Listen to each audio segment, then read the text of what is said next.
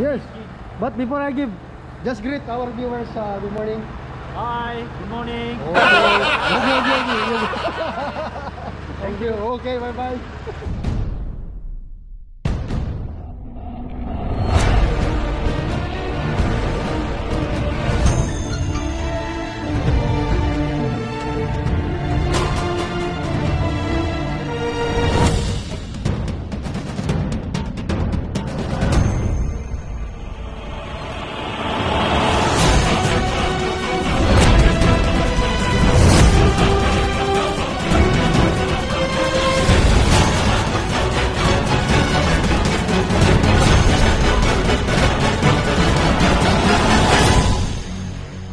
Hi, hello, what's up mga kablol?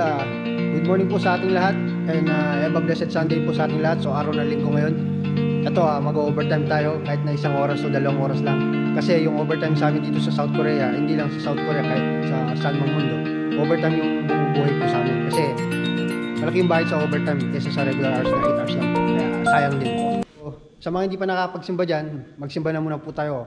Ano ba naman po yung 30 minuto o 1 oras na igugugol natin sa panonood ng misa o hindi naman po kalabisan yung 1 oras o 30 minuto na ilalaan natin para makinig ng banal na misa.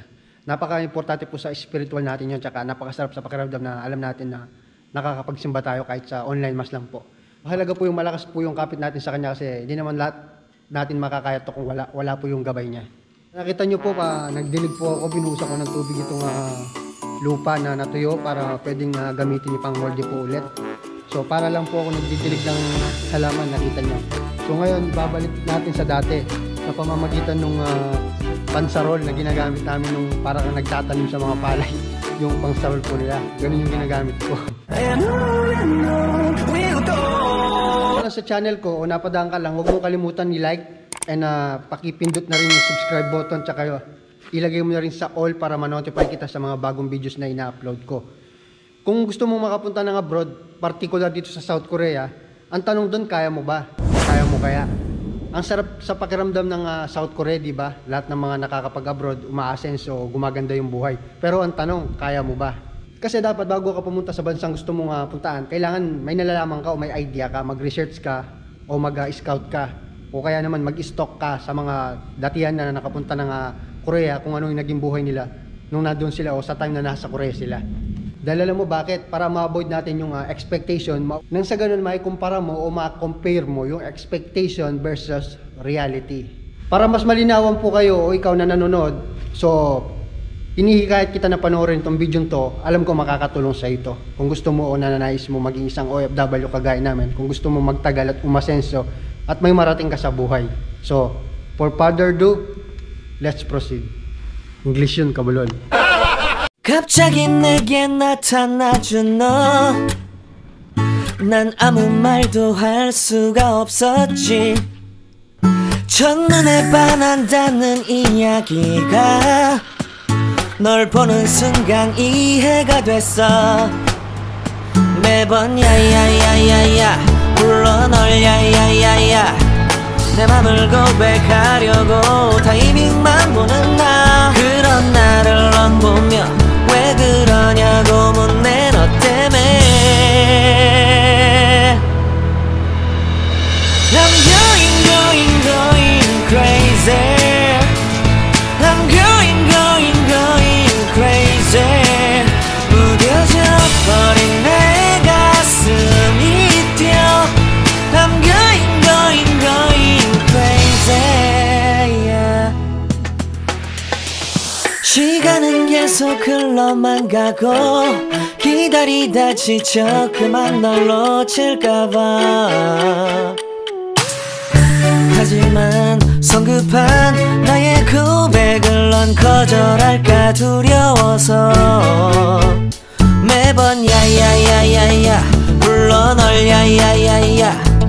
네가 제일 좋아하는 게 뭐냐고 물어본다. 그런 나를 넌 보며 대답 없이 미소만 짓는데 I'm going crazy. I'm going crazy. 무뎌져 버린 내 가슴이 뛰어 I'm going crazy. Yeah. I'm going crazy. 어쩔 수 없는 걸 널 보면 아무런 일도 할 수 없는 걸 I'm going crazy. 오늘은 너에게 내 맘을 고백할게.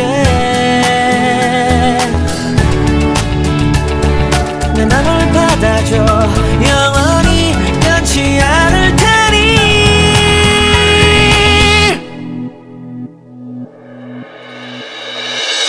I'm going crazy.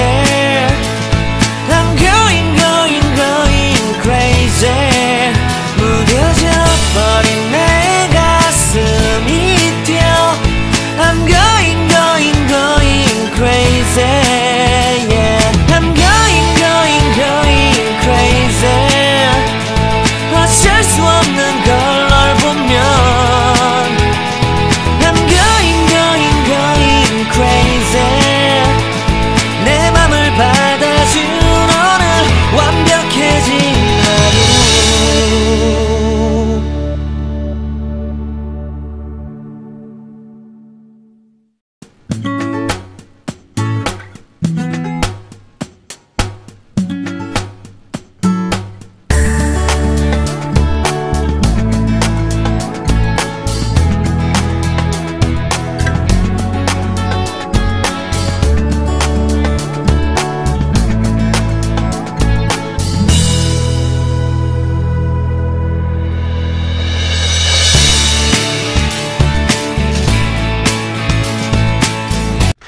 So ayan guys, natapos na natin na tartarian tawag, yung na-mix na natin yung lupa. So nabalik na natin, kanina dry, so binusan natin ng tubig. Tapos pwede ng pang molde bukas. Grabe, nakakapagod magpala. Okay lang magpala kung pinagpala naman tayo. Kung pinagpala naman tayo. Kung pinagpala naman tayo. Kung pinagpala naman tayo. Siya nga pala, linagyan ko ng ano ang tawag dito, takip o tuklob. Bakit? Para hindi ginawin kasi giniginaw yung lupa eh. Hindi, dito lang, joke lang po. Para hindi siya mag-dry. Para hindi siya mahirap gawing pang molde, gamitin pang molde. Parang ganito. Yan, ito tingnan nyo. Di ba dry siya? Pero sa loob, black po siya. Oh. Kaya, linalagyan po ng takip.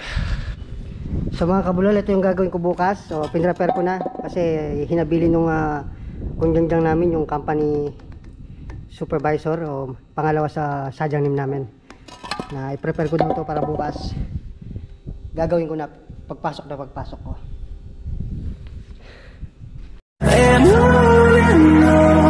Guys, dapat bago ka mag-abroad, dapat alam mo yung mga bagay na to. Yung parang pag sumubok ka o sumugod ka sa gera, na dapat may idea ka sa mga kalaban mo. Hindi yung basta-basta ka na lang susugod nang wala kang idea. So napaka-importante na mag-research na muna po kayo, mag-scout. At kung gustong pumunta dito sa South Korea, mga kapatid kabulol, it's better na bago po kayo pumunta rito, dapat mag-stock muna po kayo o kaya mag-research sa mga trabaho ng mga naunang Pilipino na nandito. May mga Pilipino kasi na hindi nagtagumpay, umuwing luhaan, at may mga Pilipino din na nagtagumpay sa buhay. So kailangan na alam mo yung perspective kung ano yung mga do's tsaka yung don'ts na dapat wag mong gawin at gawin natin para magtagumpay. Hindi yung susugod ka na lang sa isang gera, hindi mo naman alam, wala kang idea sa mga kalaban mo. So dapat aware ka sa inform ka kung ano yung mga bagay na pwede mong paghandaan pag dumating ka na sa bagay na. Pag pumunta ka ng abroad, it's a totally big different. Talagang malayong-malayo yung buhay mo sa Pilipinas. Unang-una, dapat maging independent ka lahat-lahat. Kung umasa ka sa mga magulang mo, sa mga kapatid mo habang nasa Pilipinas ka. Tsaka dadagdag ko, expect the worst na maabutan mo rito. Para nang sa ganun, pagdating mo rito yung expectation mo hindi mauwi sa disappointment. So kailangan, alam mo na yung dadatnan mo rito. Huwag kang umasa nga bed of roses yung dadatnan mo rito. Kasi hindi lahat ng trabaho rito magaan. At hindi ka pwedeng pumili ng trabaho mo kung sino yung employer na kumuha sa Pilipinas. Doon ka unang magtatrabaho hanggang sa makahanap ka ng valid reason na maghanap ng ibang mapapasok ang trabaho o magpa-release. Dapat ready ka physically, mentally, emotionally. Yan ang tatlong words o tatlong bagay na napakadaming hindi nagtagumpay.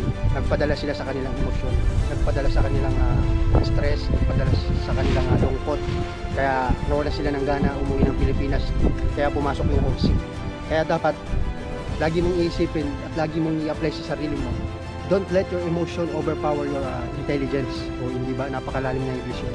Kasi maraming Pilipino dito, yan ang number one na problema dito sa mga foreigner kagaya namin, yung emotion nila. Kasi ang lahat ng Koreano o kalimitan, hindi naman lahat, discrimination sila, napaka-judgmental nila. Hindi nila kakilala yung isang tao nakasama nila sa trabaho. Pagdating dito, iba-iba kasi totally different ng pagkatao natin mga Pilipino sa ibang lahi, di ba? Nauuwi dun sa Bangayan, Muraan, lalo ni mga Koreano, palasigaw, palautos, lalo na kung bago ka, may makakasama ka mga bagong Pilipino na makaka-experience ka sa mga kasama mo sa trabaho, Pilipino man yan o ibang lahi. Yung masakit dun yung feeling boss, at saka mas masakit pa dun yung kapwa Pilipino yun yung magiging kaaway mo o hindi mo kasundo pagdating ng araw. Pero totoo yan, realidad natin yan. Tandaan mo, walang mahirap, walang salitang mahirap sa may tao, sa